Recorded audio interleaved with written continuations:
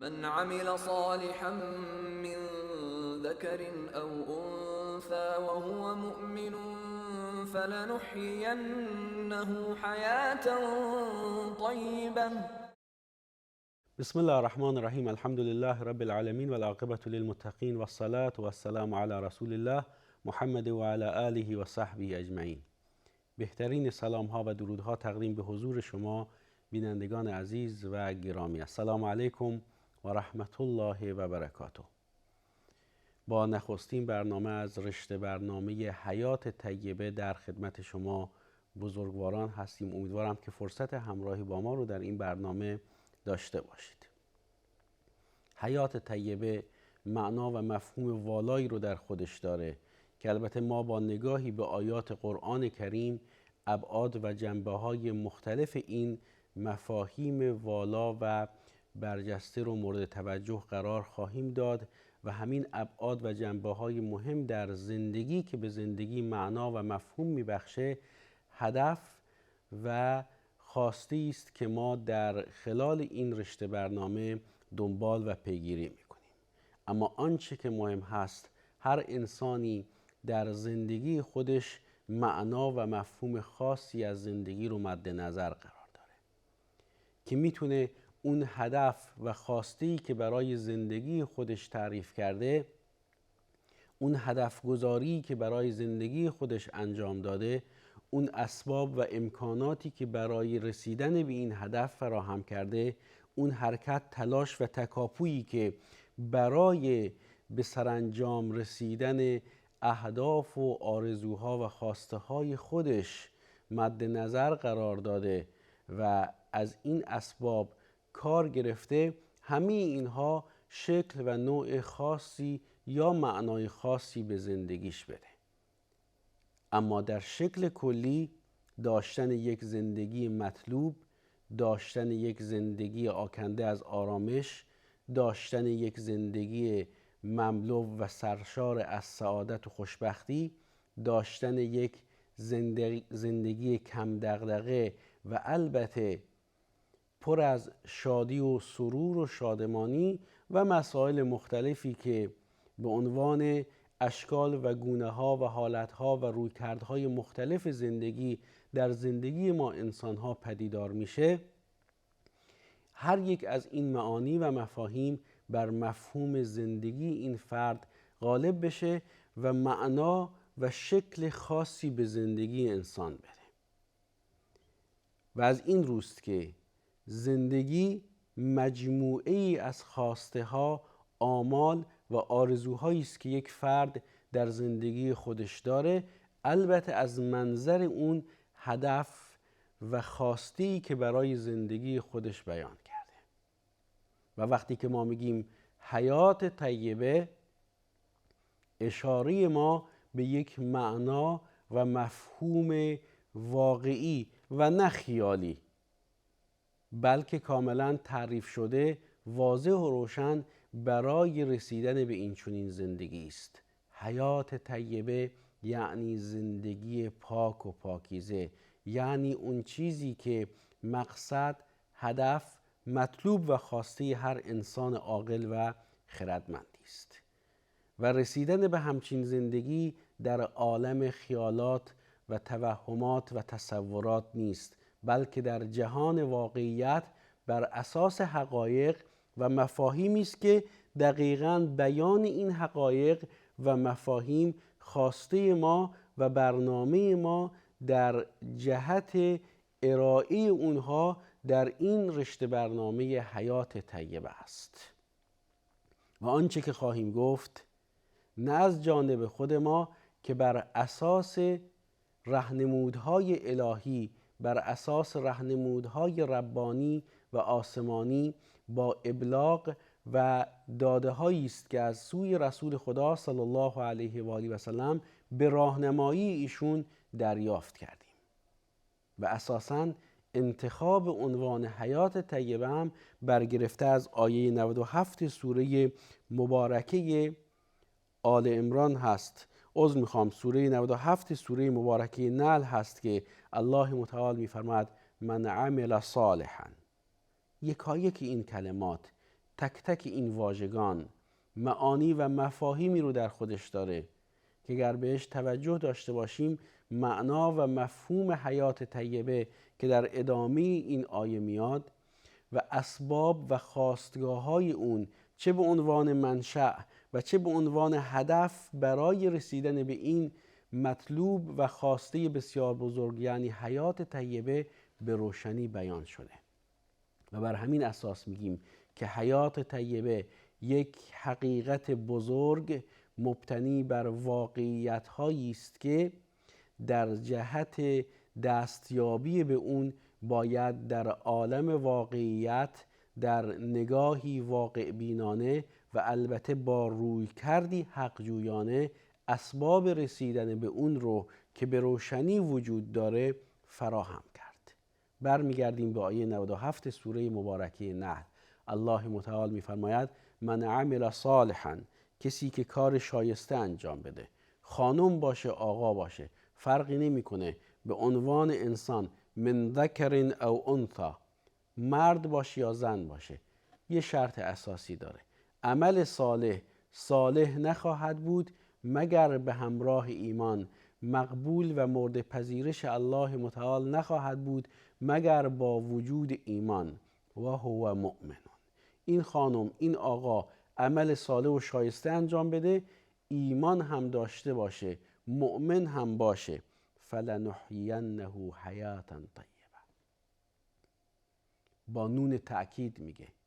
ما او را زنده میگردانیم، حیاتی به او میبخشیم که حیات طیبه است. او را به حیات طیبه و زندگی پاک و پاکیزه زنده میگردانیم، یعنی این چنین حیات و زندگانی به او ارزانی میداریم و این دهش و عطای الهی است که به شرط ایمان انسان عمل صالح و شایسته انجام بده، مرد باشه یا زن باشه. فلنحیینه حیاتا طیبه، به او حیاتی پاک و پاکیزه و زندگی طیب و آکنده از شاخصها و ارزش‌های عنایت می‌کنیم که بزرگترین و بهترین نوع زندگی است. بالاتر از این زندگی وجود نداره. ولنجزینهم اجرهم باحسن ما كانوا یعملون، و مطابق بهترین کردارشون یعنی به بهترین شکل به اونها پاداش میدیم. و این گونه نیست که این موضوع فقط درباره آخرت و پاداش اخروی باشه، بلکه از اونجا که زندگی ما انسان‌ها بر اساس ضرورت‌ها و نیازهای دوگانه جسمانی و روحانی ما مبتنی بر شکل و ساختار خلقت ما که مرکب از جسد و روح هستیم، نیازهای جسمانی و معنوی را در خودش داره و بر این اساس که زندگی دنیا گذرگاهی است برای زندگی جاویدان آخرت، توجه به این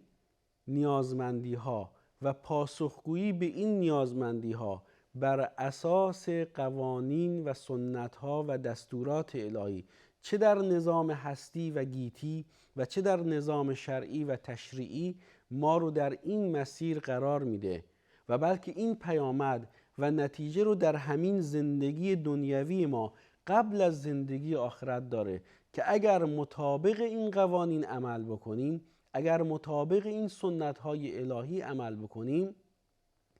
نتایج و پیامدهایی از این چنین زندگانی رو قبل از رسیدن به زندگی جاودان آخرت تجربه می‌کنیم. و برعکس هم همین گونه است، بدین معنا و مفهوم که اگر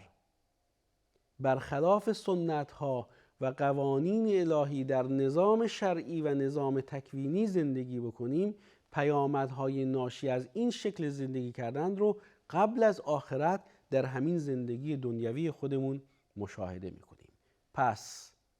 موضوع حیات طیبه معنا و مفهومی گسترده به گستردگی زندگی دنیا و آخرت هست و از اونجایی که همه ابعاد زندگانی ما انسان‌ها در دنیا رو در بر میگیره و ما انسان‌ها رهگذرانی در دنیا برای رسیدن به زندگی آخرت هستیم، بنابراین آنچه که از شکل زندگی کردن در زندگی ما وجود داره در همین دنیا قبل از آخرت و به قطع و به یقین در آخرت، یعنی هم در دنیا و هم در آخرت، پیامدها، نتایج و آثار خودش رو نشون میده. و بر این اساس هست که حیات طیبه، زندگی پاک، پاکیزه و بی‌مثالی است بنابر ارزش‌هایی که در خودش داره که سعادت دنیا و آخرت ما انسان‌ها رو تضمین میکنه. و در عالم واقعیت و در رویکردی واقع بینانه بر اساس راهنمودهای الهی که کلیت اون در آیه 97 سوره مبارکه نحل بیان شده، من عمل صالحا، با عمل صالح و شایسته، فرقی هم نمیکنه، من ذکر او انثی، که خانم باشه یا آقا باشه، به شرط ایمان، و هو مؤمن فلنحیینه حیاتا طیبه. این اون کلیتی است که در تعریف حیات طیبه و البته برای رسیدن به حیات طیبه در آیه 97 سوره مبارکه نحل بیان شده. و زندگی اساساً رفتارها، باورها، تصورات، خیالها و حتی اوهامی است که ما انسانها داریم و بر اساس اون تصمیم میگیریم، بر اساس اون زندگی میکنیم. اما به عنوان انسان خردمند باید احساسات و عواطف و همچنین نیازهای عاطفی و نیازهای مادی و معنوی خودمون رو در شکل عام و فراگیر اون در چارچوبی از رویکردها، آداب و منش‌هایی قرار بدیم که ما رو در این چنین مسیری قرار میده و ما رو به سعادت و رستگاری و احساس برخورداری از آرامش در زندگی میکنه. اینجاست که سخن از آرامش به میان آمد. آرامش، سعادت، سکون و استقرار، احساس خوشبختی، احساس خوب بودن،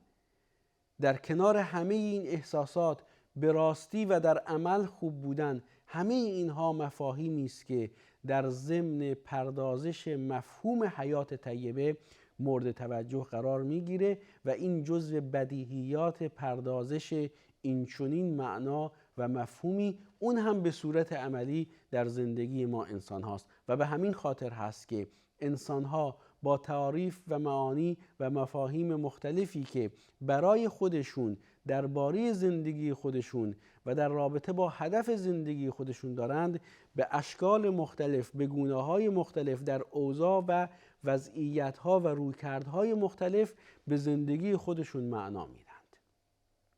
و اینجاست که هیچ انگاری و تهی انگاری و به مرحله نهیلیست رسیدن و احساس پوچی و درماندگی و عجز کردن همون بنبستی است که انسان با زیاده روی در انحراف و کجروی و قرار گرفتن در مسیری غیر از مسیر درست زندگانی بهش دچار و مبتلا میشه. حتی از سوی کسانی که به عنوان مثال پایه‌گذار و بنیانگذار برخی از فلسفه ها و مکاتب همچون مکتب وجودی انسان یا اصالت دهی به انسان بودند که در نهایت به یک بنبست میرسند، حتی دست به خودکشی میزنند، در صورتی که در اسلام در داده های قرآن و سنت در یک نگاه واقع بینانه به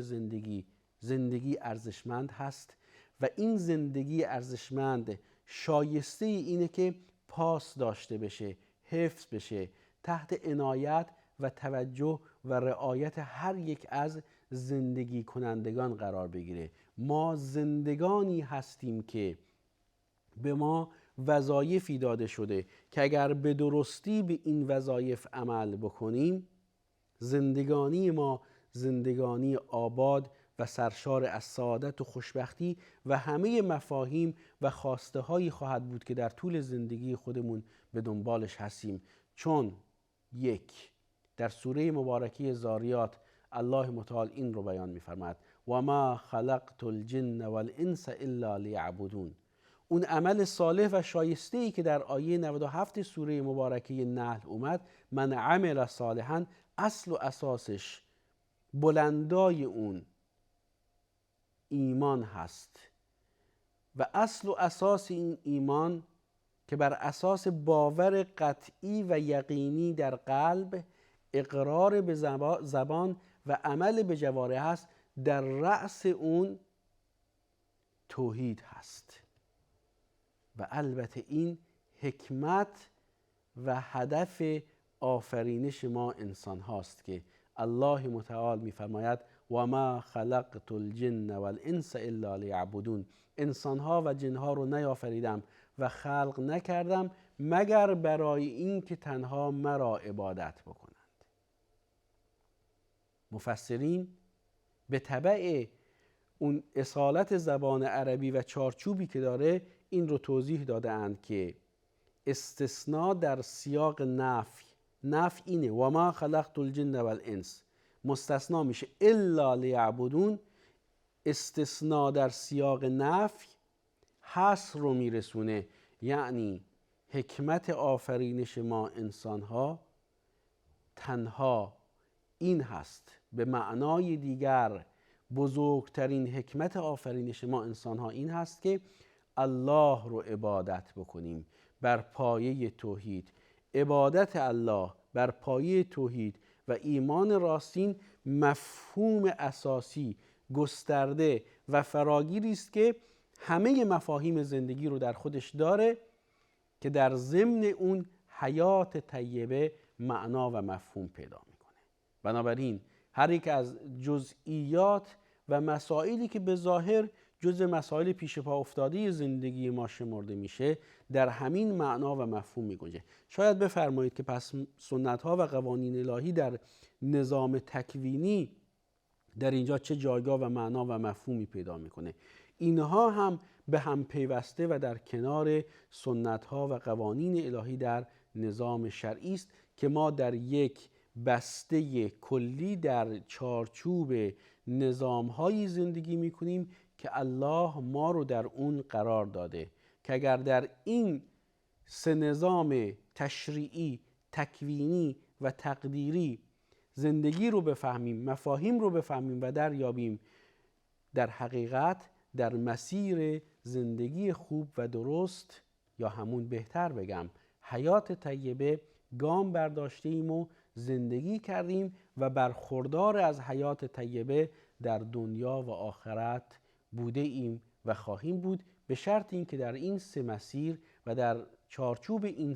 سه نظام الهی که مبتنی بر تعریف تکوینی، تشریعی و تقدیری است عمل و زندگی بکنیم. برای خودم و شما و یکایک عزیزانمون